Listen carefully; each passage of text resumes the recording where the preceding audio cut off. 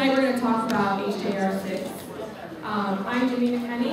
This is Ryan Bob and Ryan Taylor, and we're part of English 105's project group that's writing to affect change. We've been lucky enough to partner with Inequality to help educate our peers and the public about HJR-6, which is why you're here tonight. You're going to learn a lot about that tonight. Before we get started, I just want to thank everybody involved tonight. Ms. Meola, McGinnis, Nita, and William, for all your help getting this organized, and we couldn't have done it without all your help. So before we begin, so thank you.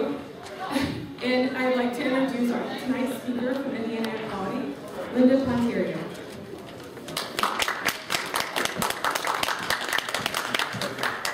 Hey guys, thank you so much for having me here. I'm Ponterio. I'm president of Indiana Equality and Indiana Equality Action Board member. I'll talk more about that in a minute. But really, in real life, I'm a teacher.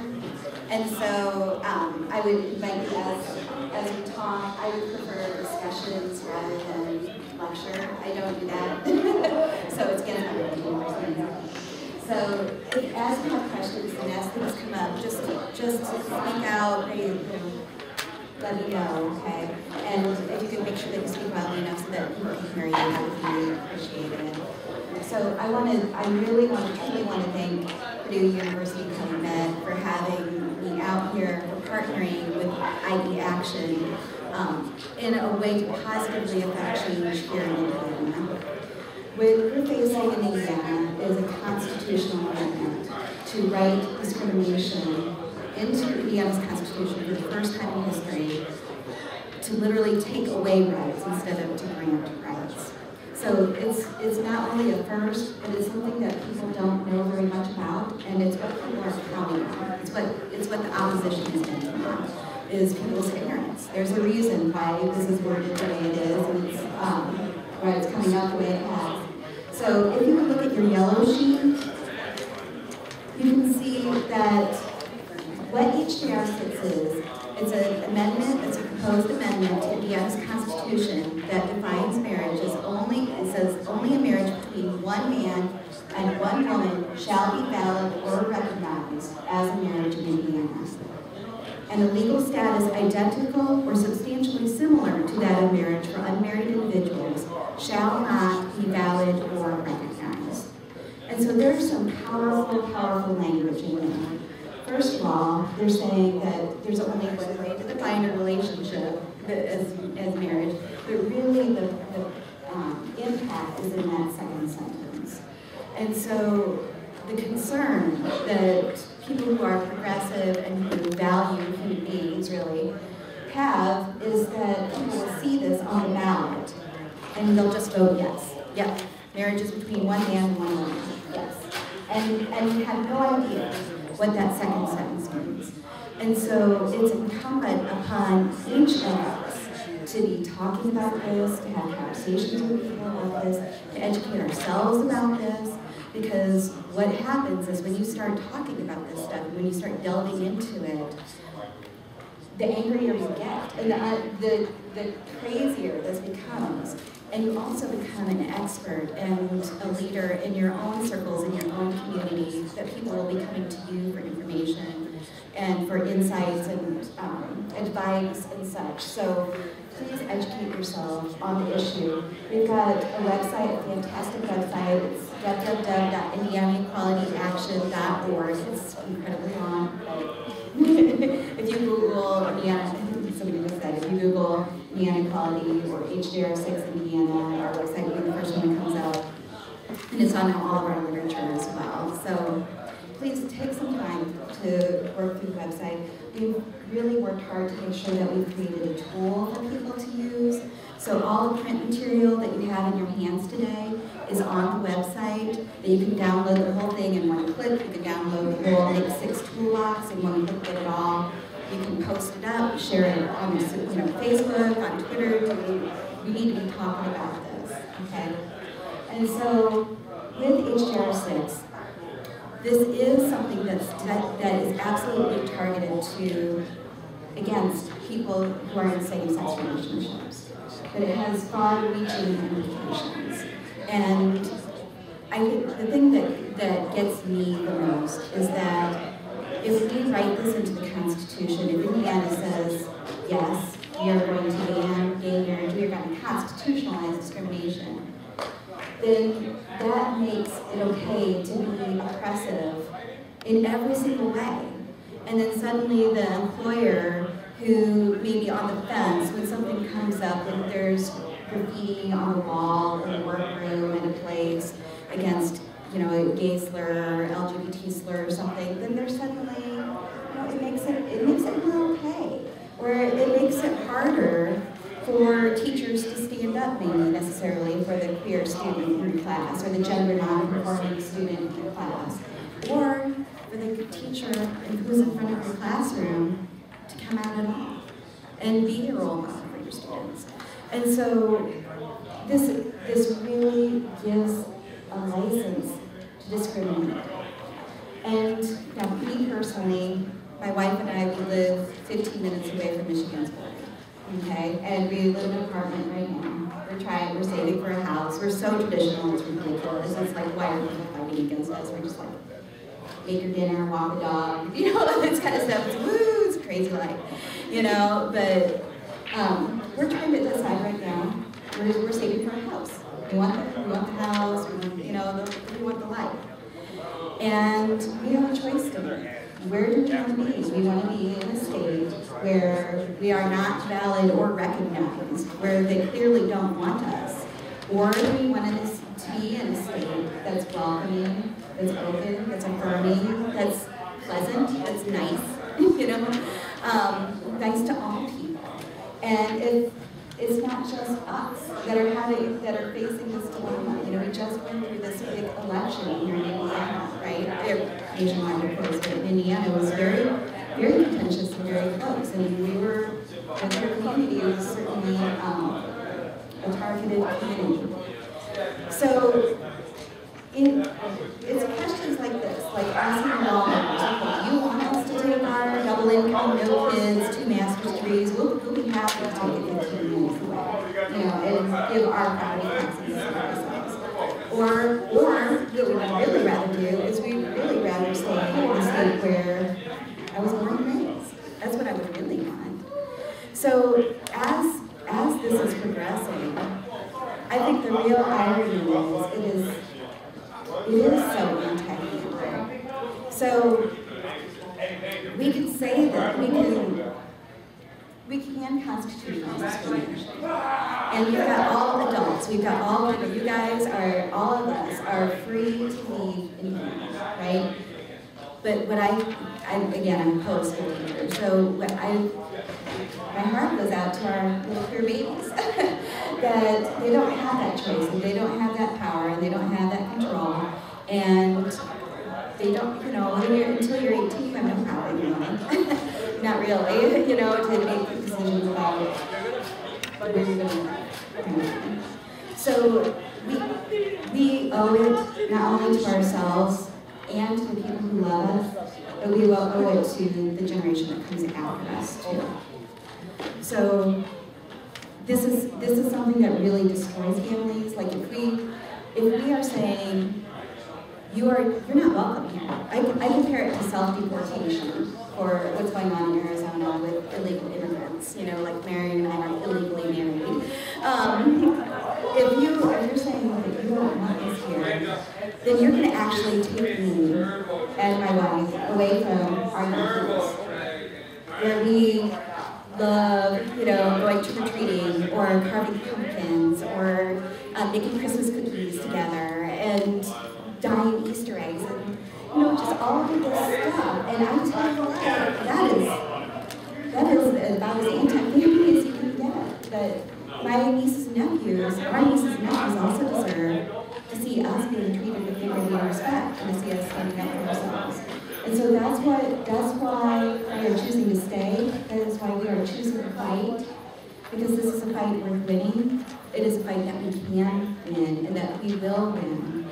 But it's going to take educating those. It's going to take having critical, courageous conversations and laying yourself bare. So the other keys to that is that when you do this, because if you are opening yourself up to this, excuse me, if you are saying that this is a conversation we're having, that people are people are people, and every person is of value and should be respected and treated with dignity, and that is actually a courageous statement to make. And it's a courageous thing to speak up when you hear some things.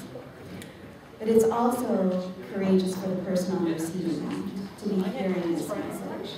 So I use this example. Here in South Bend, there is a university that if you are found in a gay bar, you will be expelled from the university. Okay? You are, like, they specifically state there's a morality clause and all of this stuff. And I was taking a class, just a community class for fun, something for myself. And there were some students from this college in the class. And so we're talking, and this person always asked me how my wife was doing, and she used respectful language. She said, "How's your wife?" And, "Oh my gosh, oh yeah, we got married a year before you," and just like, oh, you know. It was just nice, very, very nice, very, very pleasant, very respectful, but a graduate of this institution. And so when it came time to, we were doing a talk, and Anna Polly actually was doing a talk at the GLBT Service Center in South Bend, and community center in South Bend, and I thought, you know, if I don't reach out and make the attempt, I'm not living up to what I'm asking you to do. And this one, she's always treated me really well. She's always, so I'm gonna try, I'm gonna shoot for this. And so I invited this person to come to our talk. She came, she wore her t-shirt, she wore her university t-shirt, she mingled, she spoke with people. She actually struck up a very pleasant conversation with a woman who's transgender, and let me take her picture with this woman and use it in presentations and such. And it was really struck by the courage that it took for her to come into my home and to come out of her comfort zone and to come be surrounded by people where she may be judged as well. But because she did that, she got to see us as people. And we got to, so it's those kinds of conversations that are worth it. And this stuff is going to happen one conversation at a time. So I want to talk specifically about Northwest Indiana and what we're facing here. We need this area. We need especially the big city areas. But I tell you what, this area, you know as well as I do, we don't identify so much with Indiana. You know, just like the people in Evansville don't identify always so much with Indiana. They identify more with Kentucky. Because that's where you go to eat, that's where you go to play, that's where you have fun and all this stuff. And important, this is where, Chicago is where the majority of the news comes from. Our news comes from in this area, too. So it's really hard for people to be tuned into this stuff. So it becomes even more imperative on us to have these conversations. And so when you have an opportunity in your classes or in conversation or in allied events, I'll come back to that, it becomes more important to speak up and be vocal and be visible, be seen as fully human, fully a person. So when I'm up here and I'm introducing myself and I say my wife, and I say I'm a teacher, and I say we've got a dog, we're staying in her house, you know, and all of this stuff, that creates a schism in people. Like, you know, like, you got hair, you know, you're not who I thought you were. And you can see it, you've seen it. If you've come out to people, you've seen it, and we call it the moment. My wife and I call it the moment where, like, okay, I'm gonna lay it out. You ask me if I'm married, I'm gonna say, yeah, my wife and I are here. Where is it? So it's these kinds of things that, especially in areas where we're not as visible, it's tough to be visible, it's more incumbent on us. It's more of a responsibility. Now the flip side of that is no subjugated group in the history of anybody has ever achieved full equality without the incredible assistance of the group, the majority. Period. End of story. Women's rights, African American rights, you know, you just mean it. And so, I'll use another example. I've got a close friend that I work with. Her name's Regina, straight eye, super, super wonderful, just all over wonderful. Big progressive, but had no idea when I told her about the Matthew Shepard Act, for example, that, oh yeah, I worked, you know, to try to pass the Matthew Shepard Act and blah, blah, blah. And she's like, or when it passed, and she said, what? Are you joking? That hasn't always been the case? That's not always been? I'm like, oh, sweetie, no, it's not always been. And when South Bend passed the Human Rights Ordinance, which is like, wow, you know, I'd say it's like the second more Catholic place of the Catholic Valley, you know, it's like super Catholic central. And we had courageous city council members and we had courageous community people who passed an HRO, which means that it's illegal to discriminate based on the sexual orientation or gender identity. And Regina said, what? You could be fired for this? You could be, yeah, I can. Just by having a conversation in the teacher's lounge and somebody says to me, so what did you do this weekend? I have a choice, right? I can say, my wife and I colored Easter eggs with our nephews. Or I can say, my roomie went to see a movie. No, thank you. So, by having, what was my train of thought? So when you, I really didn't lose my train of thought. I got it.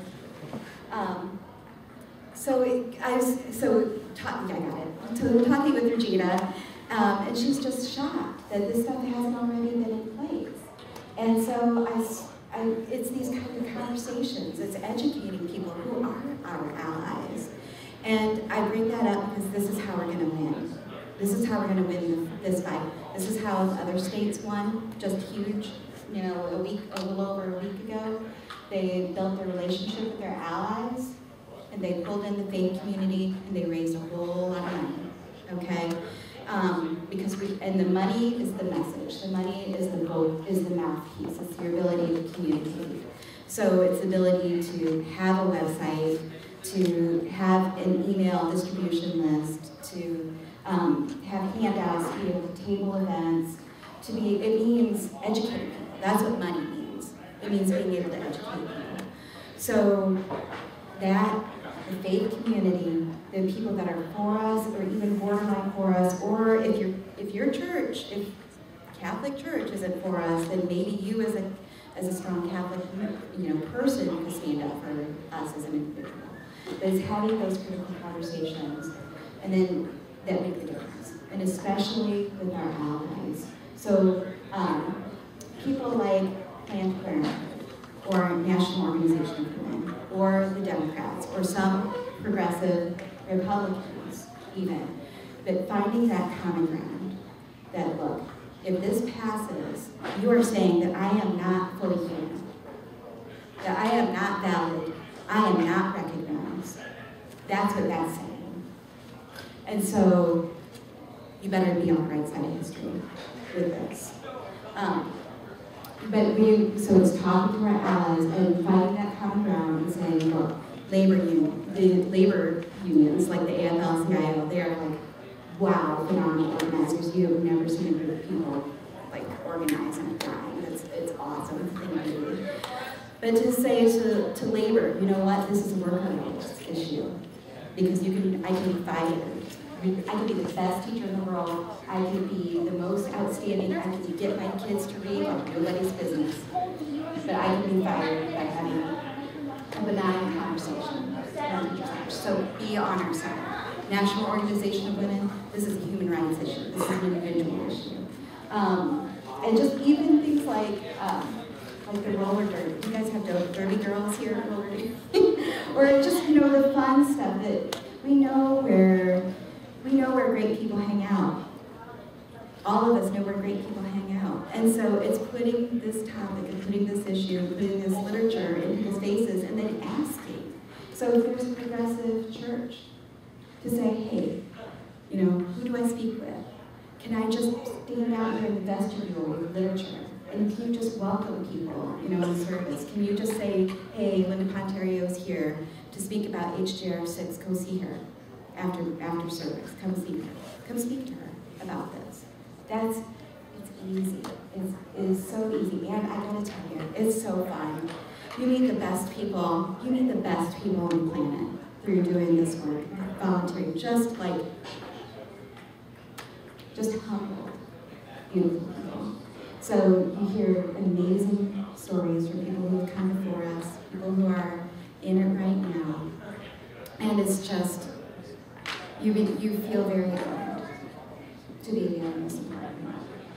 So you know, when you're tired, it's dark, it's cold, it's still energizing and exciting. So I have spoken long enough for me. I'd like to ask for questions or what ifs or scenarios or what does this mean or what can we do? You know, what kind of stuff do you? This is your talk. This is your time. So what you got? So what can we do? What can we do to help nix this HJR-6? Okay, so talk to your legislators. So 3 things.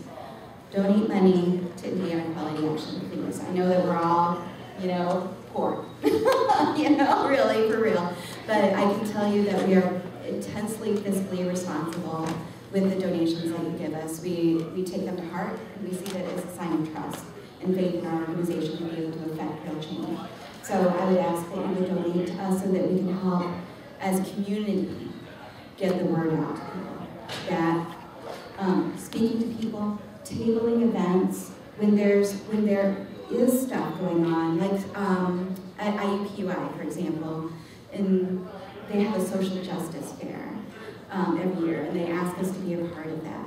And so we have volunteers that have literature, they make the sign, you know, the little cardboard thingies, and they have conversations with people about that. Registering people to vote, wearing your pride stuff. That may be a little bit out there, I don't know, but you be visible as an ally, be visible as a peer person. So that's a big deal, just even raising this awareness. And then contacting your state legislators. So you can go to a lot of different websites. Indiana Equality Action is only one of them that you can go to. You can also go to hrc.org, which is the national organization, to find your legislators. And one of my favorite ideas to do is to organize a meeting once a month with these people. Be in their face. You know what? They work for us. They work for us. Regardless of if I voted for that person or not, you're representing all of us. So my favorite idea is to have a meeting once a month with them, and you would be surprised at how easy this is. So go big, you know, say, I want a meeting with whoever your state representative is, okay? I did this with Joe Donnelly at the time. And I said, I want a meeting with Joe Donnelly. I wanted a meeting with Richard Lugar. I got a meeting with this person in charge of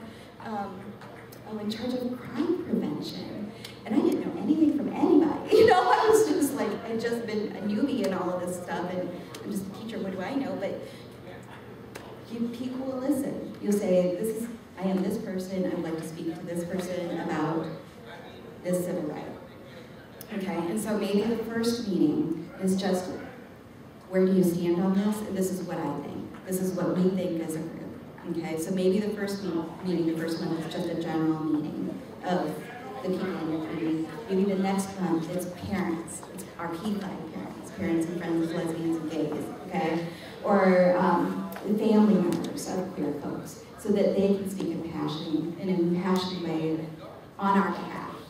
Maybe the next month it's veterans that is served, you know, to protect all rights, and it doesn't even necessarily have to be queer veterans. It could be just veterans who fought literally for individual rights, okay? The next month, it may be people of color and speaking just from that perspective, from that truth.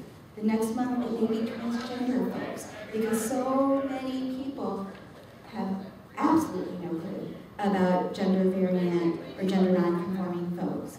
And so it's on us to educate them, right? And so just having that once a month, kind of being present and Shreddick's going, you know, like, I'm watching you, and letting them know.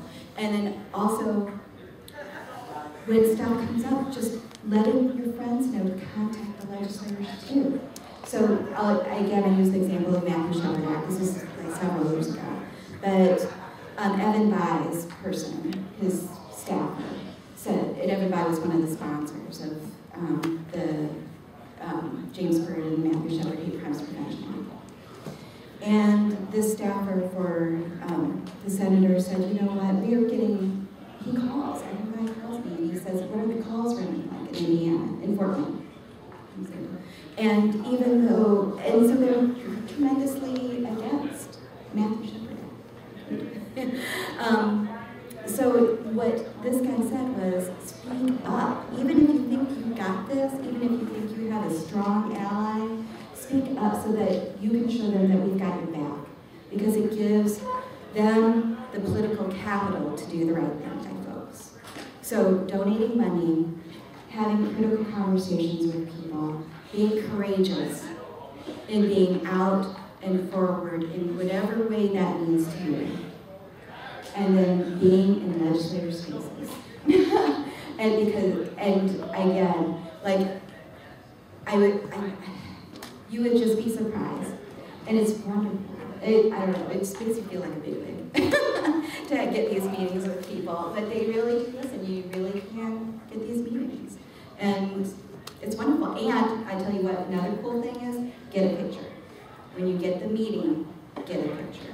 And then put that up, because that's inspiring to other people. There is nothing like a visual to go, oh my gosh, she's just a regular, you know, she's a regular person, and she had a meeting with so-and-so, you know. So spread the word. And I would just say, let them know that we are listening and we expect them to do the right thing. What else? What's the timeline on this? The timeline is, it's gone through all of the legislative hurdles. There's only one more legislative hurdle that it needs to go over before it goes on the ballot. So, and with the state legislature the way it is, it's going to pass that hurdle easily. And so it could come up in November of 2013 or November of 2014. And it depends on what the Republicans want to do, because they are in control. And so they determine the timeline. However, it is going to come up for a vote. And what I tell people when we're having these conversations is, you're going to be voting on this. And so if you see anything about marriage on the ballot, vote no.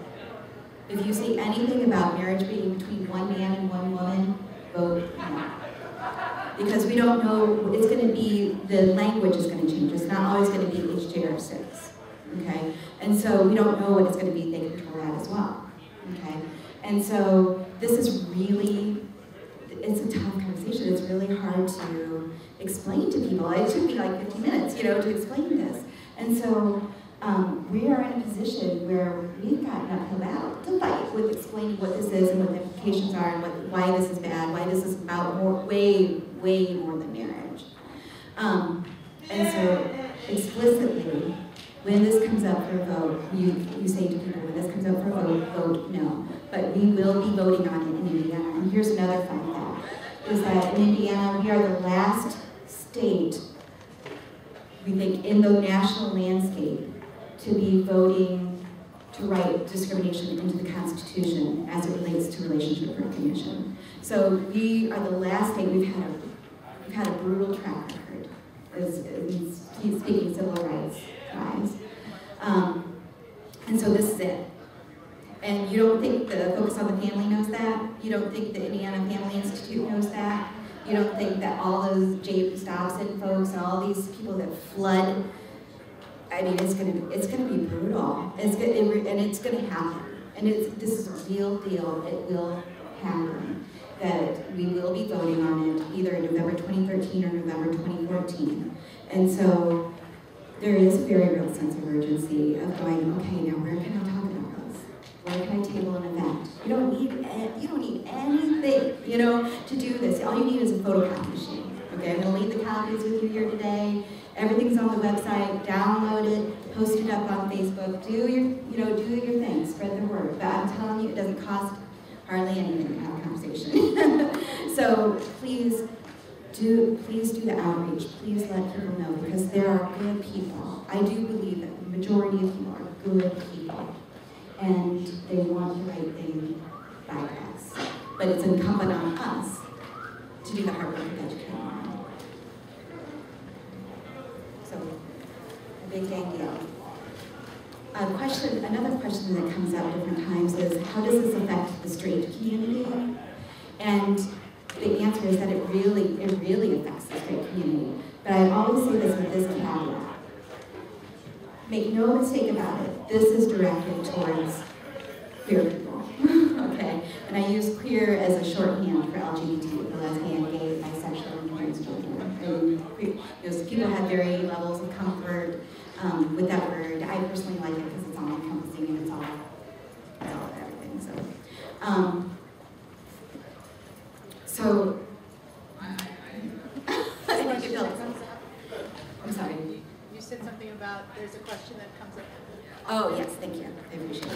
I've been teaching all night. So, there's a question that comes up about how does this affect straight couples, or does it affect straight couples? And the answer is that it does in a very real, practical way. However, it is targeted towards anti-gay sentiment, anti-LGBT sentiment. However, it does affect straight couples. And we know that really, that people getting married is on the decline. People of straight, heterosexual, different sex couples, marriage is on the decline. Less and less people are getting married, okay? And so you've got more people forming their own family structures, creating their own families outside the bonds of legal marriage.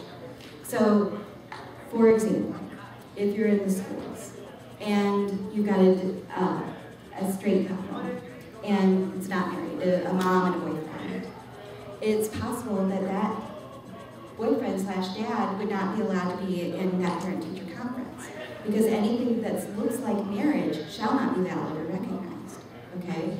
So it means when a person dies, if you own a house jointly, this is unbelievable. I've just started becoming aware of this kind of like end-of-life stuff. But if you're in a relationship and the one partner dies, even though the house is in both of your names, when the surviving partner pays taxes on that because it's a gift. Like, you're complete strangers. And so what's happening is, I'll go back to the queer community right now, but what's happening is you've got people who have been out since Stonewall, right, since the 60s, who are now facing end-of-life issues.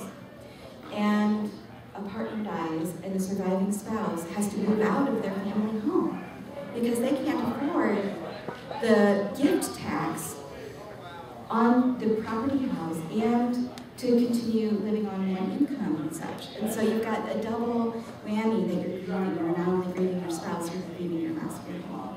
And so it's that kind of stuff too. It is incredibly far-reaching. It means that unless you are a straight married couple, that is the only relationship that will be recognized. Literally, it's in the language. It's right in there. But that doubles the second sentence. And so even with conservative folks, okay, to go, you know what, you may not like it, but don't you want me to be able to visit my spouse in the hospital? Or things like medical power of attorney or wills or anything like that the example I use is we same-sex folks, we spend thousands of dollars trying to get something close to equal rights, approximating equal rights. And if this passes, it could mean potentially that all of that paperwork is null and void. So wills, medical powers of attorney, because that's trying to create a construct of marriage. Okay, something substantially similar to marriage. Okay, you've got domestic partner benefits that universities are offering, big businesses offer, all sorts of businesses actually offer domestic partner benefits, health insurance. That's what we're really talking about. And if businesses are not able to offer domestic partner benefits, then who's going to want to do business here? So this is anti-business. You see what I'm saying? You find that connection with your conservative folks. Well, don't you want this to be, aren't you pro-business? I thought you were pro-individual and all of this. So, so it has far-reaching implications for our economy, too. Here's another fun fact, is the census data, for the first time, just came out and included same-sex couples, right? Okay, just did. Most of the country has 10% of the population that identifies as LGBT. Indiana has 5%. So we're already operating with half the queer population that other states have, okay? And then how many of our cities have human rights ordinances where you do have workplace protections, where you can speak out, you can write a letter to the editor. This is a big deal. Okay, writing a letter to the editor, putting your name to something. You can't write an anonymous letter to the editor, okay?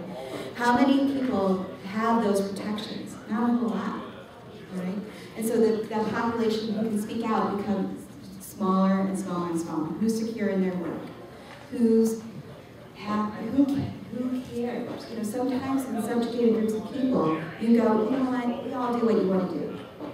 We're going to create our own family. I've got my own family. I've got my own Thanksgiving, I've got my own Christmas, I've got my own circle of friends, and you can all go to your head and create your own kind of close-knit circle, okay?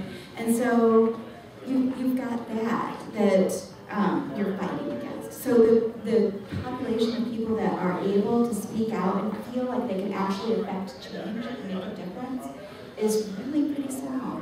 And so we are actually dependent on the straight community. And I can't even tell you how much that sucks to say that out loud, okay? As a strong, independent woman who is like, you're not gonna tell me, I personally cannot write a letter to the editor. I can't have my name in the paper because I like to eat. I like my job. I like to have a roof over my head. I am incumbent on my PFLAG dad to speak out for me. I'm incumbent on the college student who doesn't yet have a job to speak out on my behalf. And so things like this, these kinds of projects, these podcasts, the webcasts, the videos, everything, anyway, it's just absolutely critical. And I gotta tell you, people's lives are depending on this. Because what does that mean?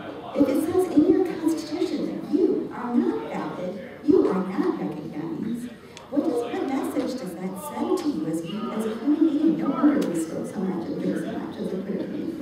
There is something that's very real called minority stress syndrome. That when you are all told all the time in multiple ways that you are not worth it.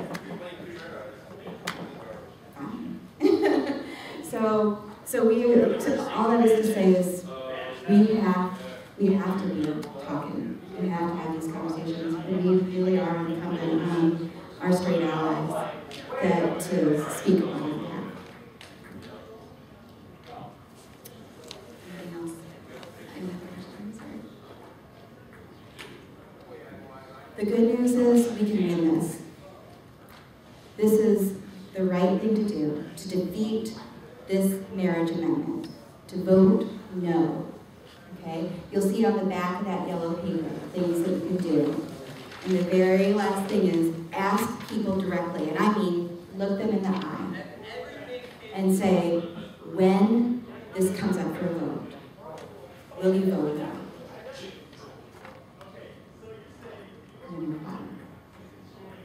And you get that verbal commitment. And you let them be a little bit uncomfortable, because guess what? It is uncomfortable. Okay? But we will not win if we are not courageous and we don't look people in the eye and ask them to vote no, and to vote no on our behalf. Okay? This is a fight we can win, and it's ours to win. We speak up, we join together, we raise the money, lift our voices, and come together as a community to defeat this ridiculous amendment. And then let's go work on other real stuff. Let's teach kids to read better. Let's work on hunger. Let's work on all the other good stuff. Let's stop with this mess. Let's work on the stuff that really. Let's work on other stuff. Okay. Let's win this so we can move on and do the right thing. Somebody said today, I was at work and somebody did say that very thing, that it's time just to let this go, because this is not a fight that perhaps the right or religious right will win, and it is time to start fighting for education and people eating and those kinds of things. So I think it's this kind of work that you're doing and coming together like this is moving toward that. This is not the fight we need to be having. And our success sometimes works against us. So if you'll go to our Facebook page right now, you'll see people going, woo, we just won 4 states, Indiana's next for marriage equality, yeah, woo, next, and it's like, oh honey, no, we're just working to fight to keep this off the ballot. We're just working to keep discrimination out of our Constitution. We're not even there yet. And so sometimes when you have these things, it is intensely uplifting. And we have to know that there is hope, because the demographics are changing, and even young, white, evangelical people are in support of same-sex rights, or LGBT rights. However, we are so not there yet. As everybody probably, and you talk to 2 people, you'll find that out. We are so not there yet. And so sometimes these wins create this false sense of, oh yeah, it's just a matter of time. It's just a matter of time. It's coming. It's coming. You just hang on. I'll do that. Thank you. I'll do that. I'll just wait while the Constitution, how many times in Indiana's Constitution has an amendment been repealed? 0. How long did it take to get this through? If this goes through, it would take about 2 years to get it repealed, and another however long to get relationship recognition in Indiana. So we would have to dig ourselves out of the hole if it got passed to even get something close to civil rights. And this is a civil right. I can tell you, I never realized how much marriage mattered until I met the love of my life. It matters. Love matters. We matter. And it's about who we are as people. Nothing else. I think too, it's important. I think it's important that people realize that this doesn't just affect gay couples. Like you were saying, I've been in a relationship with my boyfriend for 5 years. We have no plans of getting married. I have a 15-year-old daughter that he's helping me raise. So, if something were to happen to me, he has no legal rights for any of my medical decisions, for the home that we own, or for my daughter. And I think it's important to get that out to people too, because there are a lot of people in relationships, like myself, who this is going to affect. It's tremendous. That's absolutely right. And so it's part of this fun game is figuring out, where are you living from? Where are you living from? Are you living from this being a personal individual? It's nobody's business? Are you living from, this affects way more people than you realize. You are just painting everybody with a broad brush, and you are going to hurt so many thousands of people that you don't even know. Is that where they're living from? Or is it living, where is the person living from? Is it a person living from bullying? And if this passes, it doesn't say it, but my gosh, it doesn't need to. Carte blanche, license to bully, in my opinion. So it's finding that, and that's on us too. Do you think Indiana will pass like marriage equality or something like that before they would pass something like, protections for LGBT people in terms of like employment and civil rights and hate crimes and housing and that kind of stuff? Exciting stuff is going on in Indiana, that more and more cities are passing human rights ordinances, which means that it's illegal to discriminate in however the statute is written. It typically means housing, education, public accommodations, and in business operations. So in just employment. And so you've got cities who've had it for a long time, and you've got little towns that are just passing it. New Albany, Indiana, in the southeast corner of the state, is working on passing human rights ordinance. South Bend just passed a human rights ordinance. It was brutal. You got to steel yourself for that kind of mess. Okay, for real. But so this is happening, but it's happening on a city by city basis, and sometimes it's happening on a very quiet way, so that you don't attract the busloads of people to come to the city council meetings and such. So that kind of stuff is happening on a small scale, dotted throughout the state, which thank God. But then we're talking like hate crimes. We're talking employment, in my opinion, is the biggest deal, is employment non-discrimination, the Employment Non-Discrimination Act. And really, the legislature is not being good to us. So we've not passed bullying. The reason why that bullying is not a statewide law in Indiana, the anti-bullying law, is because the religious right said that if you include LGBT kids in this, that you are infringing upon my right to my religious speech. And that's why we don't have any bullying on in the state of Indiana, straight up honest. Saying people who fought against it's the same cast of characters. It's the same cast of characters. So you name the issue, it's the same folks that roll up. Okay, so if you want, I am at the point where I think we as a community can start educating ourselves a little bit too about what the opposition is saying. So if you go to our Facebook page, one of our IEA board members, his name's Don Shervick, he's a retired attorney, he's fan-freaking-tastic, I want to be him when I grow up. So he put up a graphic on our Facebook page about the names of the hate mongers in Indiana, and just Google them. Just when you're like when you watch a horror movie, you know how you watch it on Sunday afternoons when it's like all sunny and bright, so you're not all freaked out. So, find your space, find your strengths, look at this stuff with other people and see what they're saying about us. It is vile. It is vile and it is nasty and it's under the auspices of God's name. And so that is a big reason why we have to go to the faith communities and be brave. Just be brave. This is what it is. I know that you are a social justice church. I know that you believe in doing the right things for people. I know that you believe that God is love. And I know that you as a faith community would not support this. Who's going to argue against that? But it takes us going there. It takes us being in our face. And even in any kind of an organized way. Questions?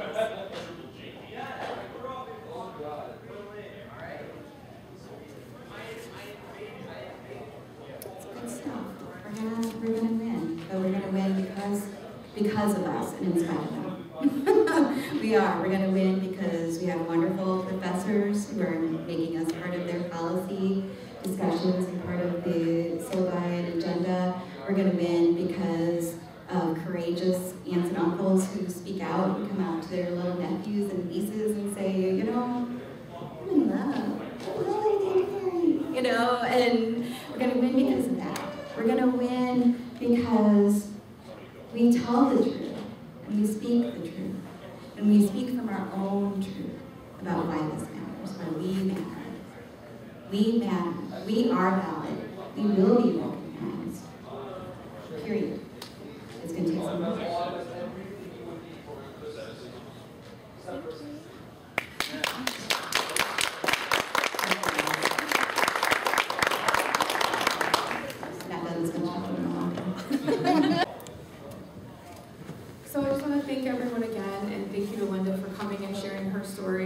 and for teaching us about HJR-6. I did learn a few things tonight that I thought I knew, because I've been researching this, I've been working on this project, but you know, seeing Linda and having her here to talk really puts a human element to what's going on, and I know how it's affecting me as well as the people that I love who are in same-sex relationships. So I hope you guys take Linda's message, and I hope you guys go out and educate other people to let them know it's not just affecting the gay community, it's affecting a lot of us, our friends, our loved ones. So it's really important that we get the message out to our friends and our family and let them know that when this comes on this ballot, we've got to turn it down. So thank you again, Linda, so much for coming out. Thank you, Mary. Thank you, Nita. Thank you, everyone. Thank you, William, for helping. It's been a good success, and I think we had a really good talk today, and we were all very educated today.